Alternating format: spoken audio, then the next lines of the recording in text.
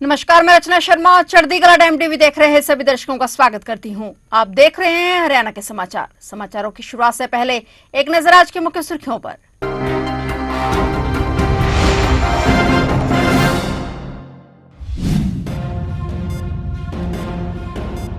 Medicinal और aromatic पौधों को बढ़ावा देने पर जोर। मुख्यमंत्री नायब सैनी ने किया विमोचन। मुख्यमंत्री ने किसानों को प्रोत्साहित करने के दिए निर्देश।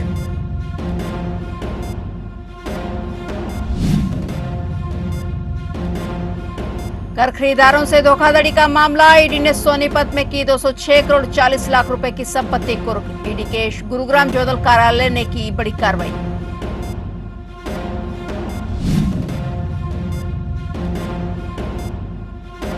हरियाणा राज्यसभा चुनाव को लेकर सियासी माहौल तेज। हुड्डा के आवास पर बड़ी बैठक। क्या फिर से होगी विधायकों की बाड़ेबंदी?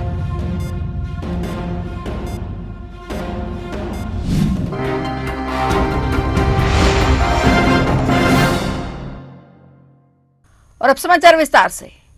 मुख्यमंत्री नायब सिंह सैनी ने अधिकारियों को प्रदेश में मेडिसिनल और एरोमेटिक पौधों की खेती के प्रति किसानों को प्रोत्साहित करने के निर्देश दिए ताकि कम भूमि में अधिक आय सुनिश्चित हो सके। साथ ही माइक्रो इरिगेशन को बढ़ावा देकर जल संरक्षण पर भी बल दिया गया। मुख्यमंत्री नायब सिंह सैनी ने हरियाणा किसान कल्याण प्राधिकरण की report of working group on promotion of medicinal and aromatic plants in Haryana तथा report on working group on promotion of micro irrigation in Haryana का विमोचन भी किया। मुख्यमंत्री हरियाणा किसान कल्याण प्राधिकरण के हरियाणा में औषधीय और सुगंधित पौधों के संवर्धन पर कार्य समूह की रिपोर्ट और हरियाणा में सूक्ष्म सिंचाई के संवर्धन पर कार्य समूह की रिपोर्ट जारी करते हुए बोल रहे थे। इस अवसर पर मुख्यमंत्री ने खरीफ फसलों के लिए मूल्य नीति निर्धारण के संबंध में एक बैठक की अध्यक्षता भी की और निर्देश दिया कि इस संबंध में एक प्रस्ताव तैयार कर केंद्र सरकार को भेजा जाए।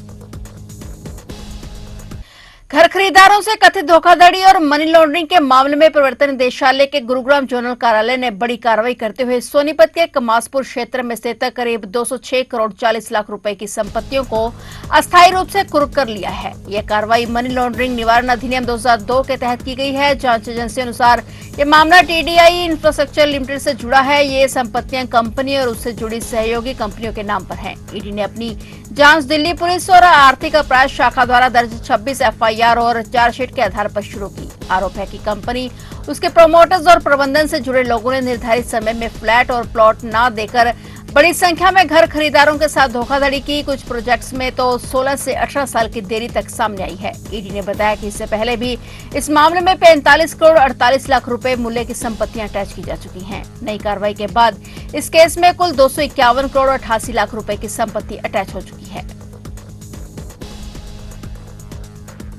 हरियाणा में राज्यसभा की 2 सीटों के लिए होने वाले चुनाव ने एक नाटकीय मोड़ ले लिया है। दिल्ली में नेता प्रतिपक्ष भूपेंद्र सिंह हुड्डा और कांग्रेस के राज्यसभा उम्मीदवार करमवीर सिंह बोध के बीच एक महत्वपूर्ण बैठक हुई है। सूत्रों की माने तो कांग्रेस अपने विधायकों को टूटने से बचाने के लिए उन्हें जल्द ही किसी दूसरे राज्य में शिफ्ट कर सकती है। शुरुआत में यह चुनाव एक तरफा लग रहा था, लेकिन भाजपा के प्रदेश उपाध्यक्ष सतीश नांदल द्वारा निर्दलीय उम्मीदवार के तौर पर नामांकन दाखिल करने से समीकरण बदल गए हैं। अब मैदान में 3 मुख्य चेहरे हैं। संजय भाटिया भाजपा, करमवीर सिंह बोध कांग्रेस और सतीश नांदल निर्दलीय भाजपा समर्थित। सूत्रों के मुताबिक कांग्रेस अपने सभी 37 विधायकों को राजस्थान या हिमाचल प्रदेश के किसी रिजॉर्ट में भेज सकती है। करमवीर सिंह बोध को उतारकर कांग्रेस ने बड़ा दावा खेला है, जिसे एकजुट रखना हुड्डा के लिए बड़ी चुनौती है। हुड्डा और बोध की यह मुलाकात सिर्फ शिष्टाचार नहीं बल्कि 16 मार्च को होने वाली वोटिंग के लिए सुरक्षा चक्र तैयार करने की कवायद है।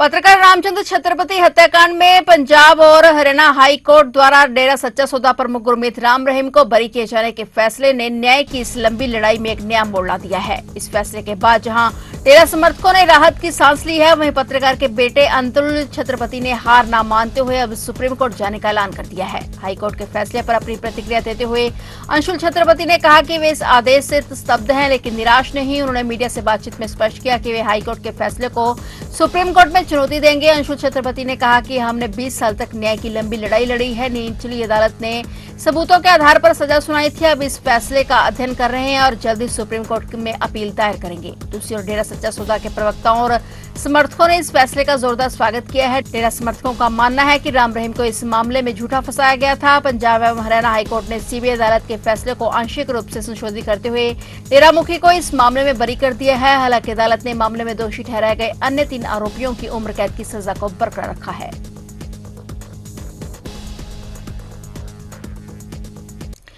सोशल मीडिया और गीतों में आपत्तिजनक सामग्री के प्रसार के खिलाफ हरियाणा पुलिस ने सख्त रुख अपनाते हुए गायक आदित्य प्रतीक सिंह सिसोदिया और बादशाह के खिलाफ बड़ी कार्रवाई की है। पंचकुला पुलिस ने उनके हाल ही में जारी गीत वीडियो टटीरी के मामले में एफआईआर दर्ज करते हुए उनके खिलाफ लुकआउट सर्कुलर जारी करने की प्रक्रिया शुरू कर दी है, ताकि आरोपी देश छोड़कर बाहर न जा सके। इसके साथ ही पंचकुला पुलिस ने संबंधित वीडियो को सभी सोशल मीडिया प्लेटफॉर्म से हटवाने के लिए नोटिस जारी किए हैं। इस संबंध में साइबर थाना सेक्टर 20 पंचकुला में मामला दर्ज किया गया है। पुलिस के अनुसार वीडियो में स्कूल यूनिफॉर्म पहने नाबालिग बच्चियों को स्कूल बैग फेंकते हुए और पढ़ाई से दूर भागते हुए दिखाया गया है। साथ ही बादशाला जैसे शब्दों का प्रयोग कर स्कूल और शिक्षा के माहौल को गलत तरीके से प्रस्तुत किया गया है। इसके अतिरिक्त गीत में महिलाओं और लड़कियों के प्रति आपत्तिजनक और अशोभनीय शब्दों का प्रयोग भी पाया गया है। पंचकुला पुलिस ने आरोपी गायक को पुलिस के समक्ष तत्काल पेश होने के लिए विधिवत नोटिस जारी कर दिया है और आरोपी की गिरफ्तारी सुनिश्चित करने के लिए पुलिस की कई टीमें गठित कर दी गई हैं, जो विभिन्न संभावित स्थानों पर लगातार दबिश दे रही हैं। पंचकुला पुलिस द्वारा यूट्यूब चैनल से इस गाने को हटवा दिया गया है।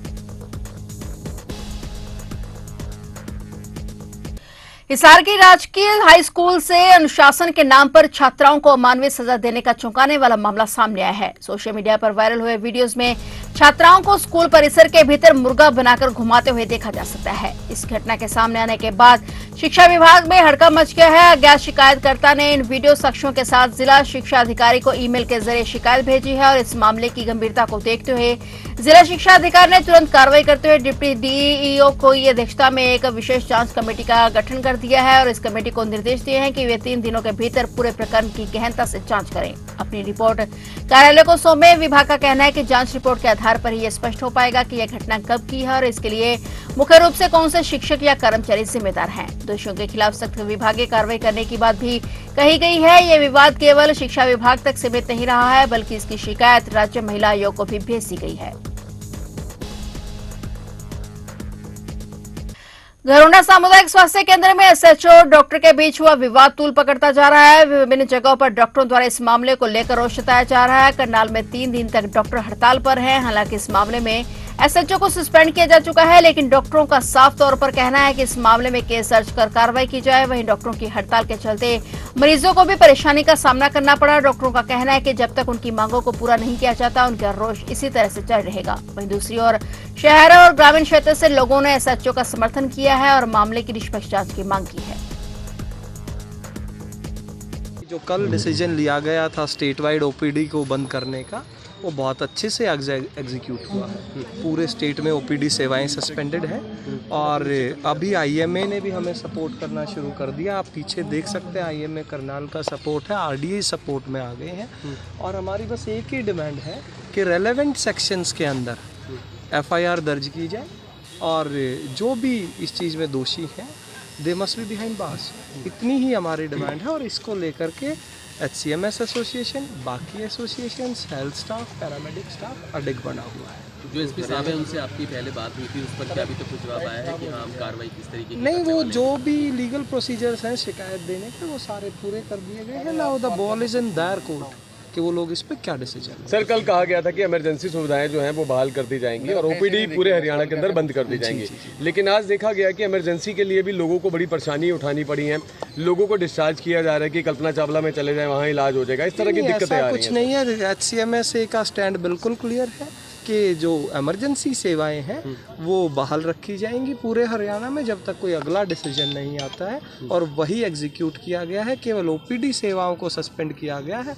और जो आप कह रहे हैं कि देखा जा रहा है कि जो इमरजेंसी में इमरजेंसी केसेस से ही डील किया जाएगा। कई बार क्या होता है कि जब ओपीडी बंद होती है तो ओपीडी के केसेस भी इमरजेंसी में आ जाते हैं। करनाल के घरौंडा में डॉक्टर के साथ एसएचओ के द्वारा मारपीट किए जाने के मामले को लेकर आज पंचकुला सेक्टर 6 अस्पताल में भी डॉक्टर हड़ताल पर रहे। डॉक्टर के साथ हुई मारपीट के बाद जहां मारपीट करने वाले पुलिस अधिकारी को सस्पेंड कर दिया गया है, लेकिन डॉक्टरों की ही मांग है कि मारपीट करने वाले एसएचओ के खिलाफ मामला दर्ज कर गिरफ्तार किया जाए। पूरा हरियाणा सहित पंचकुला सेक्टर 6 अस्पताल में डॉक्टर एक दिन की हड़ताल पर रहे और सभी ओपीडी सुविधा बंद रही, जिसके चलते उपचार करवाने आए लोगों को भी परेशानियों का सामना करना पड़ा। पंचकुला सेक्टर 6 हॉस्पिटल में हरियाणा सिविल मेडिकल एसोसिएशन के प्रदेश अध्यक्ष डॉक्टर राजेश खयालिया भी प्रदर्शन में शामिल हुए और इस प्रदर्शन की अध्यक्षता पंचकुला जिले के अध्यक्ष डॉक्टर सोनल गौतम के द्वारा की गई।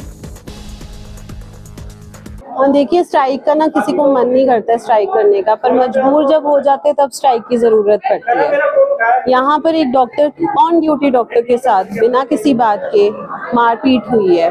एक ऑन ड्यूटी एसएचओ ने करी है ये चीज। हमने सिर्फ इतना मांगा था कि आप जो बनता है प्रोसीजर रूटीन एफआईआर का doctors and staff protection act के तहत आप वो करिए, लेकिन इन्होंने नहीं करा है।